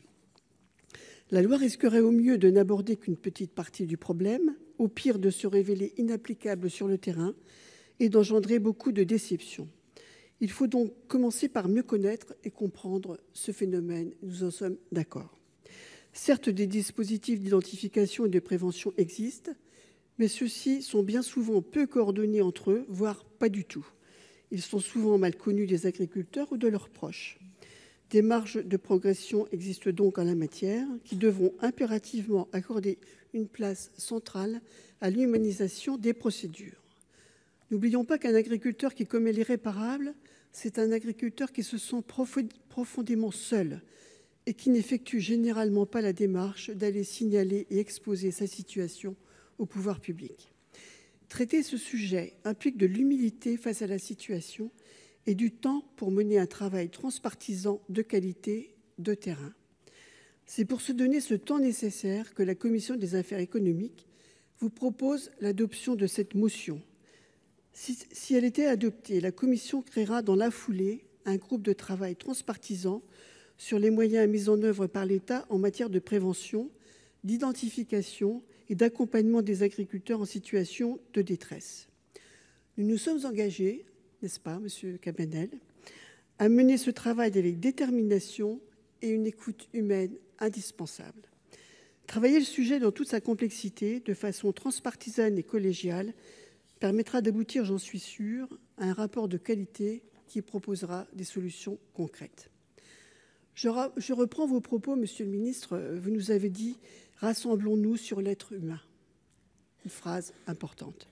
Mais j'ai aussi en même temps à l'esprit les témoignages que nous a délivrés tout à l'heure Henri Cabanel, témoignages poignants, et il nous revient de leur rendre hommage à eux et à ceux qui les ont rejoints. C'est ce que nous allons faire à travers ces travaux à venir, si vous en étiez d'accord. Merci. Je n'ai pas d'orateur inscrit contre la motion. Après. Monsieur le ministre, quel est l'avis du Gouvernement, s'il vous plaît? Monsieur le Président, Mesdames et Messieurs les sénateurs, Madame la rapporteure, l'avis du Gouvernement est un avis favorable.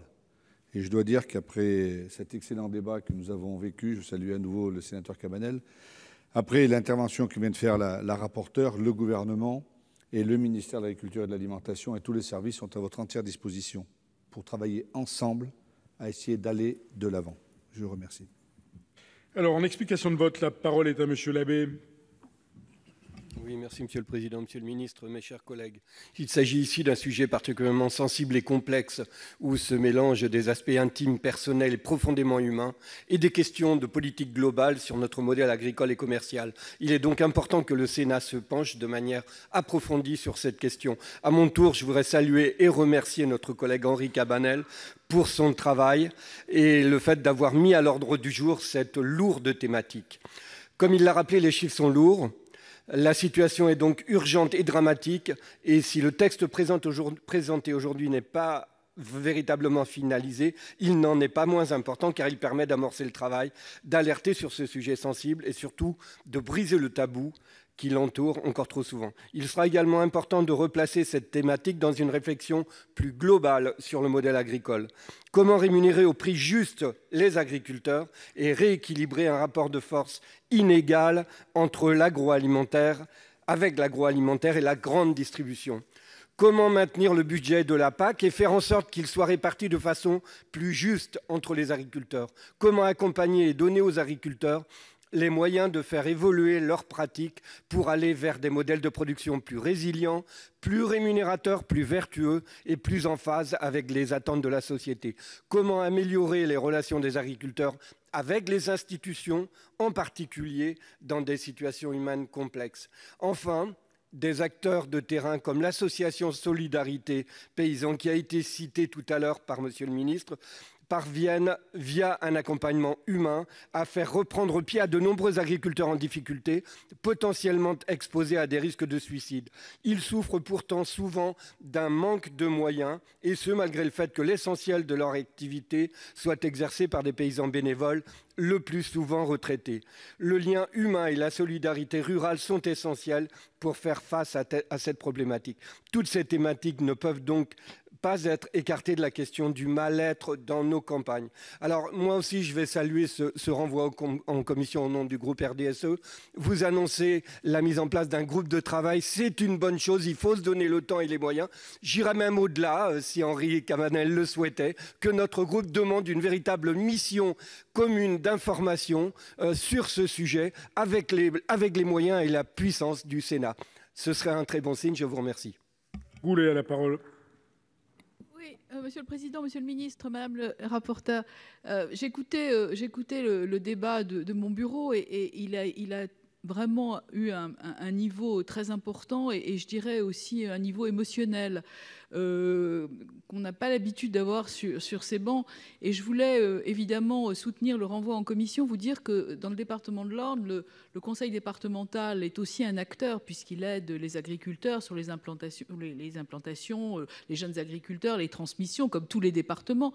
Mais aussi, nous avions essayé, Monsieur le Ministre, et c'était intéressant, avec les barreaux, et puis les experts comptables, de mettre en place un chèque consultation gratuite. Parce que, voyez-vous, être dans la difficulté, c'est aussi reconnaître son échec. Et reconnaître son échec, c'est extrêmement difficile. Il faut pouvoir surmonter le fait d'avoir à accepter ses échecs. Et ça contribue aussi au malaise, le fait de ne pas pouvoir avoir cette écoute ou que cette écoute soit difficile. Donc je pense que dans le groupe de travail qui sera créé, il faudra évidemment y associer l'ensemble des acteurs, la MSA bien sûr, mais aussi les conseils qui entourent d'habitude l'ensemble du milieu agricole et puis naturellement les collectivités territoriales.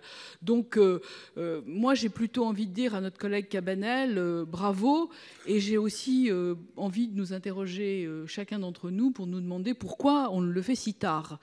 C'était tellement évident qu'on n'y avait pas pensé avant. Donc je crois qu'on vous doit, chers collègues, une gratitude qui va nous permettre d'avancer sur un sujet éminemment humain, éminemment important pour nos territoires, auquel nous sommes évidemment très attachés. Donc le groupe de l'Union centriste, évidemment, soutiendra le renvoi en commission. Alors, je ne peux pas vous redonner la parole, Monsieur Cabanel, puisque c'est un orateur par groupe en explication de vote, et Monsieur Labbé s'est déjà exprimé. Monsieur Gay. Ah non, ça ne fonctionne pas comme ça. C'est sympathique, mais c'est gentil d'y avoir pensé, mais ce n'est pas tout à fait comme ça. Écoutez, je vais consulter Sénat sur cette motion de renvoi en commission. Qui vote pour ? À l'unanimité. Elle est donc adoptée. En conséquence, le renvoi de la proposition de loi à la commission est ordonné. Mes chers collègues, je vais lever la séance. Prochaine séance le mardi 17 décembre à 14h30 pour les projets de loi et de loi organique relatifs à l'application du 5e alinéa de l'article 13 de la Constitution et prorogeant le mandat des membres de la Haute Autorité pour la diffusion des œuvres et la protection des droits sur Internet. La séance est levée.